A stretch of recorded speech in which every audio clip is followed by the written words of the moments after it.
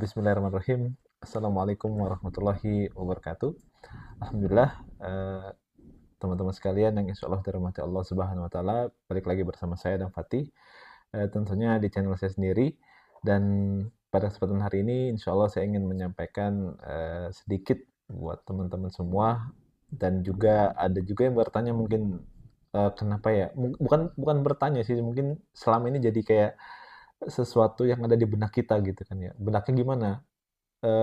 Kenapa ya orang non muslim itu kok susah banget untuk masuk Islam kan gitu ya. Padahal padahal semua fakta-fakta dalam misalnya Bible-nya sudah dikasih tahu kan gitu ya, bahwa ada beberapa ayat yang mungkin kontradiksi dan sebagainya macamnya, dan juga kemudian dibuktikan juga ketuhanan dari sebuah Tuhan mereka itu juga salah kan gitu ya. Banyaklah apa namanya yang kita sudah sampaikan, mungkin ahli-ahli dakwah di bidangnya kan gitu ya. Bahkan juga mungkin konsep keselamatan juga. Nah, itu udah dikasih tahu bahwa keselamatan itu yang hakiki bukan begitu dan sebagainya macamnya. Kita udah semua udah coba jelaskan kepada mereka. Kita udah berusaha semaksimal mungkin memberikan data yang valid untuk mereka agar mereka sadar bahwa apa yang mereka yakini itu adalah salah, kan gitu ya. Kita udah semaksimal mungkin lah, dan bahkan mungkin kalau saya lihat di kolom komentar kita sampai ngetik-ngetik capek gitu kan ya. Kita di komentar itu bilang ini begini ayatnya, begini begini begini gitu. Itu kayak gimana ya? Secara secara mungkin kemanusiawian gitu kan ya. Kok ini orang kok nggak mudeng-mudeng gitu loh, kok nggak yang kemudian apa ya, nggak sadar kenapa sih kan gitu kan ya. Teman-teman sekalian, ini saya akan jelaskan berdasarkan mungkin pengalaman saya dulu juga. Jadi kami itu dulu, kenapa kami itu begitu keras gitu kan ya, untuk nggak mau untuk masuk Islam, ataupun untuk berinteraksi, ataupun menerima diskusi, ya, bahasanya gitulah, menerima diskusi dari Islam kepada kita gitu loh. Kenapa? Karena satu, kami memang diajarkan saya khususnya saya pribadi, waktu di tempat ibadah saya dulu, itu adalah sudah ada stigma negatif daripada Islam itu sendiri. Jadi eh, orang tua kita sudah menstigma Islam itu negatif, orang tua saya maksudnya. Dan kemudian saya yang anaknya ya otomatis meneruskan. Terus ditambah lagi saya beribadah di dalam gereja pun saya diceritakan seperti itu, bahwa jangan sampai kamu masuk Islam, jangan sampai kamu berteman dengan orang-orang Islam, jangan sampai kamu meyakini apa yang diyakini dalam Islam seperti itu, karena semua itu adalah salah. Misalnya di mana?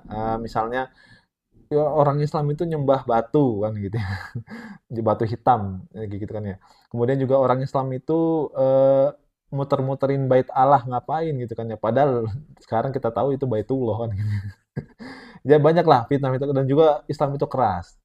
Teroris pasti. Itu sudah itu, dan itu sudah diajarkan kepada saya waktu itu pas umur saya masih mungkin 5 tahun, 6 tahun, atau 10 tahun lah mungkin.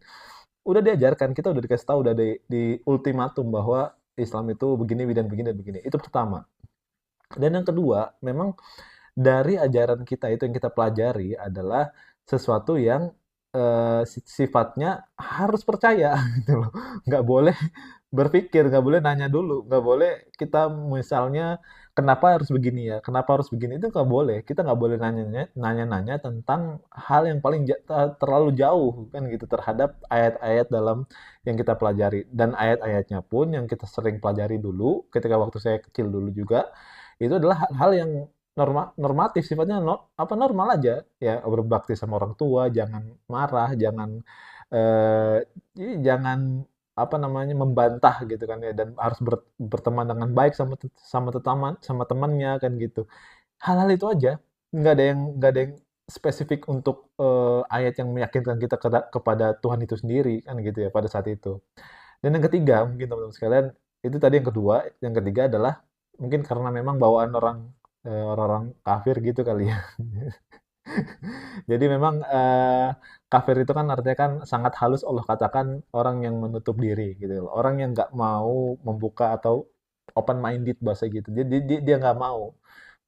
Walaupun kita ibaratnya memberikan data sekalipun kepada mereka, hampir rata-rata dari mereka nggak mau. Karena kenapa? Ya memang mereka masih kafir. Karena masih ada hal yang membuat dia untuk nggak mau untuk berdiskusi gitu loh. Ya, kan karena kafir kan jadi juga susah juga kan gitu ya. Mereka ingin apa namanya membuka buku tapi ada covernya tapi dia nggak mau buka covernya itu. Ya, jadi memang udah bawaannya seperti itu. Dan mungkin yang keempat terakhir yang saya tambahkan sendiri adalah eh, faktor budaya. Nah, ini juga mempengaruhi karena kenapa?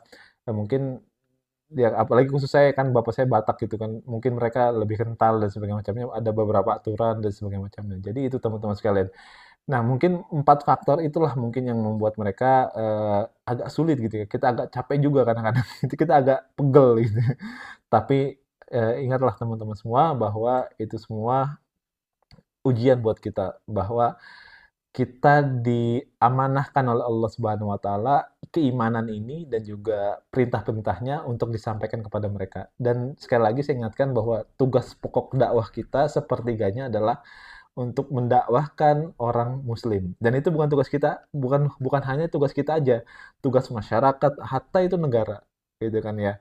Jadi kita sama-sama kita saling bergandengan tangan untuk membawa mereka ke dalam surganya Allah Subhanahu wa taala. Dan sekali lagi dan juga mungkin terakhir hidayah itu bukan prioritatif kita. Hidayah itu adalah prioritatif Allah Subhanahu wa taala. Nggak ada sedikit pun hak kita di dalam mengajak orang dalam Islam nggak ada. Tapi kita hanya berusaha menjelaskan bahwa Islam itu agama yang paling benar dan Tuhan yang paling benar. Gitu loh. Dan kita akan memasuki surga yang paling benar. Gitu kan ya. Jadi gitu teman-teman sekalian, mungkin beberapa faktor yang mungkin kita harus ketahui kepada kita semua khususnya muslim bahwa mereka itu memang agak alot. Kita harus sabar, kita harus legowo menghadapi hal-hal demikian sehingga mudah-mudahan dengan kesabaran kita, dengan akhlak kita, dengan adab kita, mudah-mudahan dia tertarik dalam Islam dan juga mau untuk mengucapkan 2 kalimat syahadat insyaallah. Itu saja mungkin teman-teman sekalian pada kesempatan hari ini mudah-mudahan bermanfaat. Barakallahu fikum. Wassalamualaikum warahmatullahi wabarakatuh.